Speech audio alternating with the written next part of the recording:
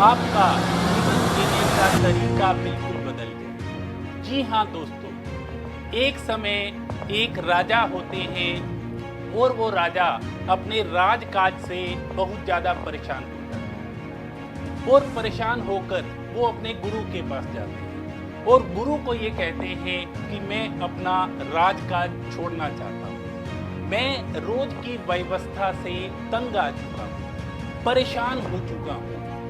और जो गुरु हैं वो बिल्कुल हैरान हो जाते हैं, इतने समझदार राजा हैं और वो इतने ज़्यादा तंग आ चुके हैं, इतने ज़्यादा परेशान हो चुके हैं। गुरु राजा को ये कहते हैं कि आप मुझे एक दिन का समय दो, कल मैं आपके राजमहल में आऊँगा और आके आपकी जो वैकल्पिक व्यवस्था है उसके बारे में मैं आपको बताऊँ। अगले दिन गुरु राजमहल पहुँचते हैं और राजमहल पहुंचकर सबसे पहले राजा से ये पूछते हैं कि आप राजकाज छोड़ के क्या करना चाहते हो। तो वो कहते हैं मैं राजकाज छोड़ के ईश्वर की आराधना करूंगा और साथ में छोटी मोटी कोई नौकरी कर लूंगा, कोई छोटी मोटी नौकरी कर लूंगा। मुझे आप कोई योग्य उत्तराधिकारी दे दीजिए और मैं तुरंत राजकाज छोड़ना चाहता हूँ। अब गुरु ये कहते हैं कि आप चाहो तो राज्य की बागडोर मुझे दे सकते हो, आप चाहो तो राज्य की बागडोर मुझे दे सकते हो। राजा प्रसन्न हो जाते हैं और प्रसन्न होकर ये कहते हैं कि गुरुजी, यदि आप इस राज्य को संभालेंगे तो मेरे लिए बड़ा ही सौभाग्य होगा, मेरे लिए बड़ी ही खुशी की बात है। और वो तुरंत अपने राज्य की बागडोर गुरु के हाथ में सौंप देते हैं और वो ये कहते हैं कि मैं चला कोई नौकरी ढूंढने और मैं चला ईश्वर की आराधना करने। गुरु राजा को एक मिनट रोकते हैं और वो ये कहते हैं कि तुमको यदि नौकरी करनी है तो मेरे पास एक नौकरी है, मेरे पास एक नौकरी है। तो राजा कहते हैं कि किस चीज की नौकरी?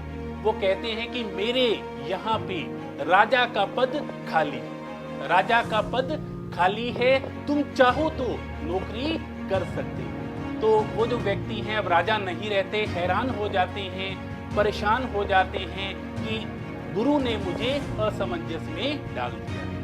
वो ये कहते हैं पहले तुम थे मालिक, अब तुम नौकरी करोगे और हम 1 साल का एग्रीमेंट कर लेते हैं, 1 साल तुम नौकरी करके देखो। 1 साल गुजर जाता है। 1 साल के बाद गुरु वापस राजमहल में आते हैं तो राजा बड़े ही प्रसन्न होते हैं, बड़े ही खुश होते हैं। और अब गुरु राजा को ये कहते हैं कि पहले जब तुम मालिक थे तब तुम बहुत ज़्यादा परेशान थे, बहुत ज़्यादा चिंता में थे। जब तुमने नौकरी करनी शुरू कर दी तब तुम निश्चिंत हो गए। तो वो कहते हैं कि हमें सदैव ये समझना चाहिए कि हम ईश्वर की नौकरी पर हैं।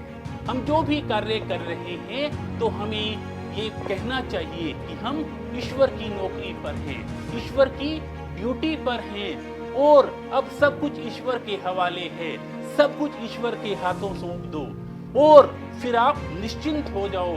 और निश्चिंत होके तो देखो एक बार, ईश्वर के हवाले सब कुछ करके ईश्वर की नौकरी पे निकल जाओ। ईश्वर जो कुछ करेंगे वो अच्छा करेंगे।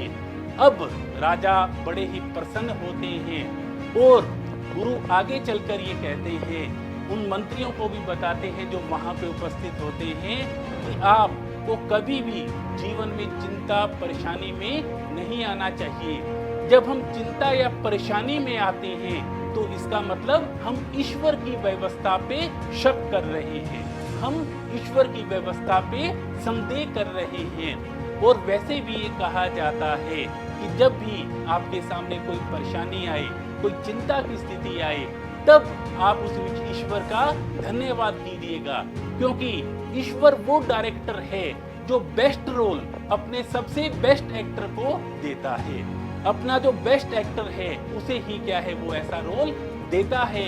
तो हमें सदैव ईश्वर की नौकरी में रहना चाहिए, ईश्वर की ड्यूटी में रहना चाहिए और यदि हम प्रत्येक कार्य को ईश्वर की नौकरी, ईश्वर की ड्यूटी समझ के करेंगे तो दोस्तों हमारा जीवन खुशहाल हो जाएगा।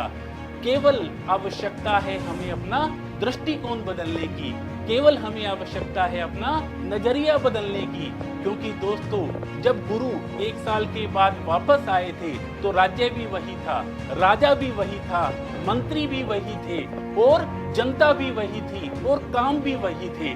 लेकिन अब राजा रिलैक्स थे क्योंकि वो ईश्वर की नौकरी कर रहे थे। तो दोस्तों हमें ईश्वर की नौकरी का संकल्प लेना है और ईश्वर की नौकरी का जब हम संकल्प लेंगे तो हमारा जीवन बिल्कुल ही परिवर्तित हो जाएगा, हमारा जीवन बिल्कुल ही रिलैक्स हो जाएगा। Thank you so much.